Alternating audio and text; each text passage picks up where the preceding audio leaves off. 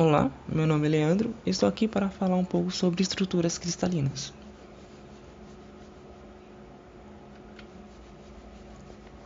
Falaremos um pouco sobre os conceitos básicos, passaremos por células unitárias, estruturas cristalinas e, por último, sistemas cristalinos. Conceitos básicos. Os sólidos, da maneira como são arranjados seus átomos, podem ser classificados de maneiras diferentes. Nesse sentido, um material cristalino é aquele que a organização desses átomos, quando solidificam, ele se dá de uma maneira periódica. Ou seja, na organização desses átomos, há uma repetição, há um padrão em que esses átomos são arranjados. Estrutura cristalina é a maneira no qual esses átomos estão arranjados no espaço, do jeito que eles se organizam. Acaba fazendo uma estrutura cristalina.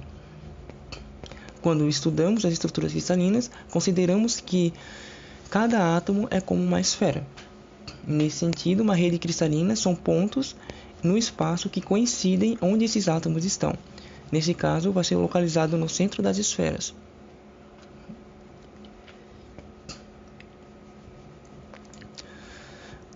As esferas podem ser vistas na figura no lado direito, e os pontos que coincidem onde estão esses átomos também pode ser visto nessa figura. Vamos ao conceito de célula unitária. Como há repetição desses átomos se organizando, então é mais conveniente subdividir em pequenos agrupamentos desses átomos que se repetem. Esse pequeno agrupamento chama-se célula unitária. A célula unitária ela vai representar a simetria dessa estrutura e também se torna assim um bloco básico ou a unidade estrutural básica que compõe esse sólido. Como pode ser visto na figura à esquerda, temos aqui uma célula unitária.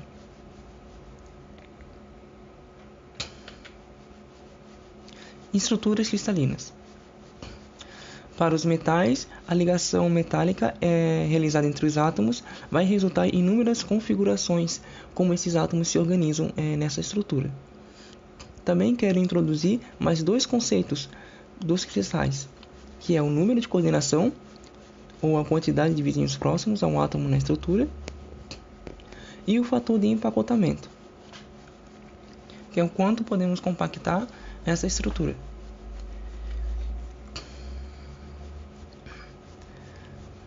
Por ter muitas estruturas diferentes, pode ser encontrado comumente três simples estruturas, que é o cubo de face centrada, cubo de corpo centrado e a hexagonal compacta. Um cubo de corpo centrado ele se dá em que os átomos estão em cada vértice do cubo, e nas faces desse cubo formado por esses átomos vai estar também um átomo, ligando-se a 4 átomos.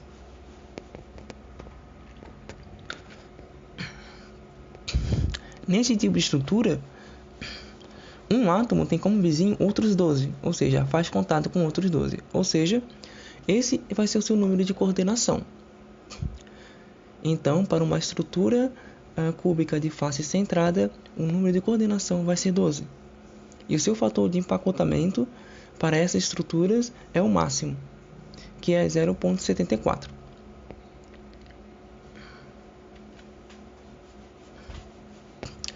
Um cubo de corpo centrado é semelhante ao cubo de face centrada, com a diferença em que nas faces desse cubo não há mais átomo, e sim há um átomo apenas no centro do cubo, no qual é formada essa estrutura. Para essa estrutura, o número de coordenação, ou seja, um número no qual um átomo tem contato com seus vizinhos, é 8. E o fator de empacotamento é mais baixo, é 0,68.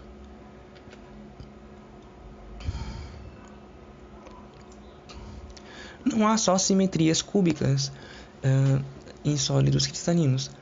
Há também o que a gente chama de hexagonal compacta. As faces superior e inferior, cada uma contém 6 átomos. E no centro desses 6 átomos, que formam um hexágono, tem um. Entre a face superior e a inferior, há 3 átomos no centro dessa estrutura, formando a hexagonal compacta. Nesse tipo de estrutura, temos que o número de coordenação vai ser 12, como no cubo de face centrada. E também o fator de empacotamento vai ser como em cubo de face centrada, que é o máximo, 0,74. Metais e não metais podem ter mais de uma estrutura. Esse fenômeno a gente chama de polimorfismo. Quando encontramos esse tipo de situação em sólidos elementares, é chamado de alotropia. Polimorfismo, como exemplo, pode se dar ao carbono. Um carbono, em diferentes pressões, tem arranjos diferentes. No caso do diamante e o grafite, por exemplo, o diamante em pressão muito alta acaba fazendo com que as estruturas façam um material muito resistente, enquanto o grafite é um pouco mais maleável. O ferro também. O ferro ele muda de estrutura conforme a temperatura aumenta.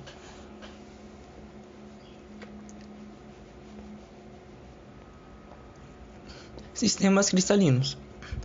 Por ter muitas formas diferentes de arranjo dos átomos, ou muitas estruturas, também vai ser conveniente, de acordo com a tabela unitária, separar essas estruturas.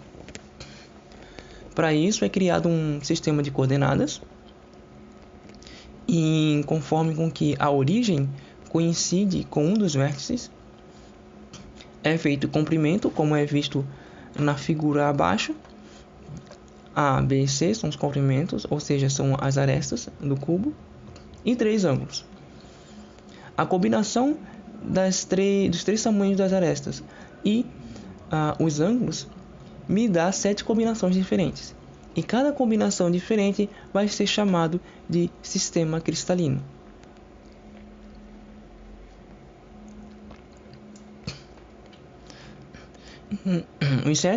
As 7 combinações que há para esse sistema cristalino vai ser cúbico, hexagonal, tetragonal, romboédrico, ortorrômbico, monoclínico e triclínico.